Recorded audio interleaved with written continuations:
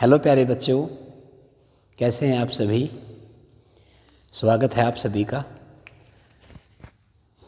ठीक है ना सभी? ओके। तो आज हम डिस्कस करने वाले हैं एंगल ऑफ डेविएशन। दो छोटे छोटे आर्टिकल हैं, दो छोटे छोटे टॉपिक हैं, और एक तो एंगल ऑफ डेविएशन का है और एक रोटेशन ऑफ प्लेन मिरर का है। ठीक है, तो है इम्पोर्टेंट, तो इसलिए डिस्कस कर लेते हैं। तो पहला मैं डिस्कस करने वाला हूँ एंगल ऑफ डेविएशन के बारे में। एंगल ऑफ डेविएशन क्या होता है? मान लो कोई भी इंसिडेंट रे है, वो किसी प्लेन मिरर पे टकराई। रे incident on a plane mirror, after reflection it will deviate from its original path. Reflection के बाद वो रिफ्लेक्ट होकर चली जाएगी। उसका जो ओरिजिनल पाथ है ना, उस ओरिजिनल पाथ से वो कितना डिग्री एंगल पे डिफ्लेक्ट होके चली गई है, तो उस एंगल को बोलते हैं एंगल ऑफ डेविएशन। कैसे? देखो ध्यान से। मान लो ये मेरे पास कोई मिरर है, ऐसे। मान लो ये कोई प्लेन मिरर है प्यारे बच्चों, ऐसे। ठीक है, ये मान लो प्लेन मिरर है और ये मान लो इंसिडेंट रे आई हमारे पास, ऐसे। ये इंसिडेंट रे है और यहाँ पे मैंने ड्रॉ कर लिया नॉर्मल आई, और ये स्मूथ सरफेस है प्यारे बच्चों, स्मूथ सरफेस है। ठीक है, प्लेन मिरर जो है बिल्कुल वो स्मूथ सरफेस है। तो बताओ रिफ्लेक्शन होगा। अगर ये मिरर ना होता तो ये रे कैसे जाती? ये रे ऐसे जाती प्यारे बच्चों। इसको बोलते हैं ओरिजिनल पाथ। क्या बोलते हैं इसको? Original path of the incident ray. But mirror तो है, मिरर तो है, तो इसका मतलब ये रिफ्लेक्ट कर देगा ऐसे। ये कौन सी रे है प्यारे बच्चों? ये तो रिफ्लेक्टेड रे है। अब ये एंगल कितना होगा? सर ये तो आर होगा, जो कि आई के बराबर होगा। लॉ ऑफ रिफ्लेक्शन पढ़ा है ना बेटा, लॉ ऑफ रिफ्लेक्शन। अब एक बात बताओ, ये है फाइनल पाथ, फाइनल पाथ, ये है उसका ओरिजिनल पाथ।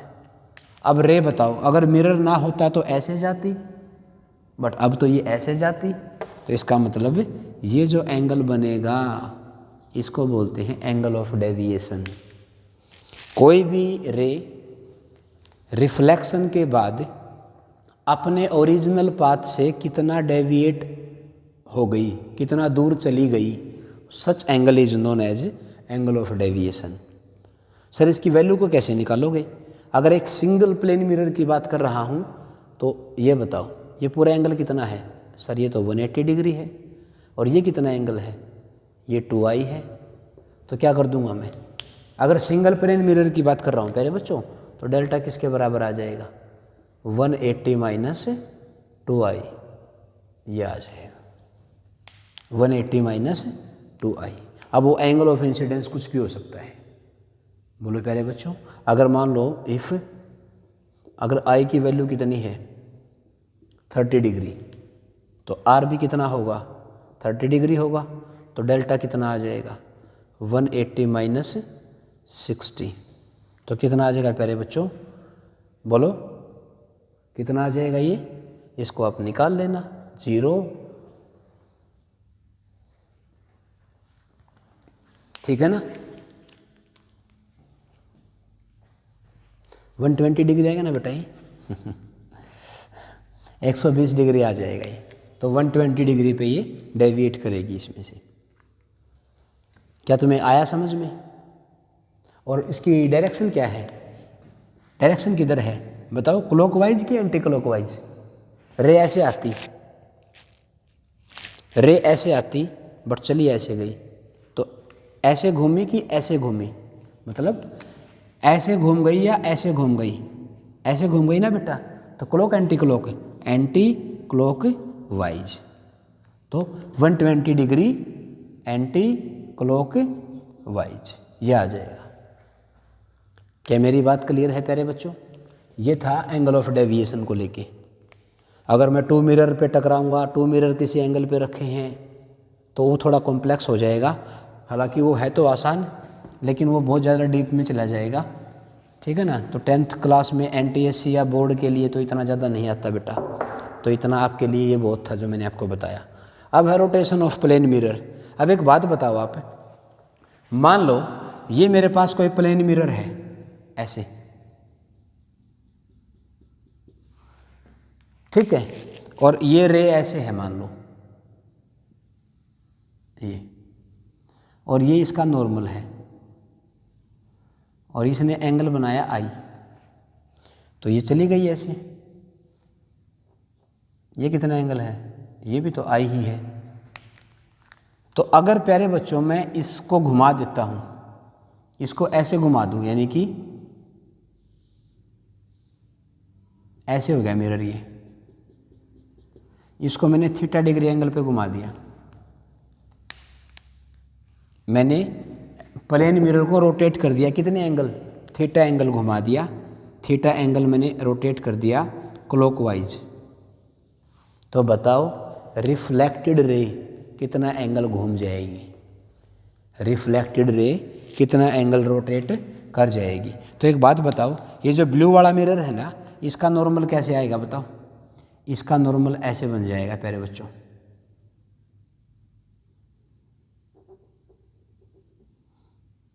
ये इसका नॉर्मल है, ये पहले वाले का नॉर्मल था, ये इस वाले का, ये मान लो N1 है तो ये कौन है? N2। तो बताओ मुझे इस नॉर्मल में और इस नॉर्मल में कितना एंगल होगा? थीटा डिग्री तो होगा, क्योंकि थीटा डिग्री घूम गया ना। नॉर्मल क्या होता है? सरफेस के परपेंडिकुलर। तो अगर ये ऐसे था तो थीटा डिग्री घूम जाएगा नॉर्मल।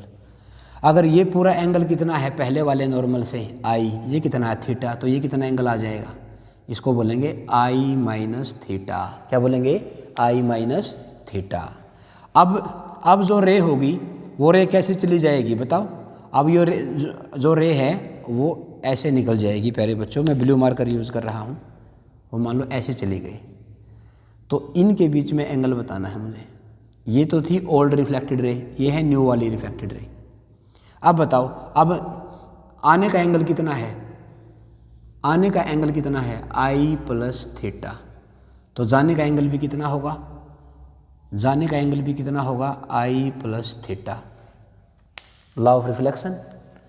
तो एक बात बताओ, अगर ये एंगल आई प्लस थीटा है और मुझे निकालना है ये वाला एंगल है, ये वाला, तो बताओ क्या बनेगा? बताओ क्या बनेगा? इस सारे में से इसको माइनस कर दूंगा तो ये आ जाएगा मेरे पास। इसका मतलब अगर मैं ये निकालूं तो I plus theta minus of I minus, यानी कि माइनस थीटा। तो यानी कि I plus theta minus I plus theta, I से आई कट जाएगा, 2 थीटा। तो बताओ प्यारे बच्चों, reflected ray rotated through angle of 2 theta in the same sense of rotation, in the same sense of rotation। ये था भाई हमारा रोटेशन ऑफ प्लेन मिरर। तो सिंपल आपको याद रखना है, अगर मेरे पास कोई प्लेन मिरर रखा हुआ है, अगर मैं उसको थीटा डिग्री पे घुमा दूंगा तो रिफ्लेक्टेड रे उसका डबल घूम जाएगी in the same sense of rotation में। जैसे ये है, अगर मिरर को मैंने घुमा दिया, वैसे सिंपल ओरली सुन लो यार, अगर मैंने मिरर को घुमा दिया कितना डिग्री? 30 डिग्री घुमा दिया, तो कितना, और कैसे घुमा दिया? क्लॉकवाइज। तो रिफ्लेक्टेड रे कितना घूम जाएगी? 2 थीटा, यानी कि कितना? 60 डिग्री। सेंस ऑफ रोटेशन क्या होगा प्यारे बच्चों? सेम। कितना? क्लॉकवाइज ही होगा। तो ये 2 छोटे छोटे टॉपिक थे जो मुझे लगा कि आपसे डिस्कस करने चाहिए, और मैं उम्मीद कर रहा हूँ जो भी हमने आज डिस्कस किया है वो आपको अच्छे से समझ में समझ में आ गया। तो बेटा आज का हमारा इतना ही रहेगा डिस्कशन, ठीक है। और ऐसे ही अपना साथ बनाए रखना प्यारे बच्चों। Take care, bye bye.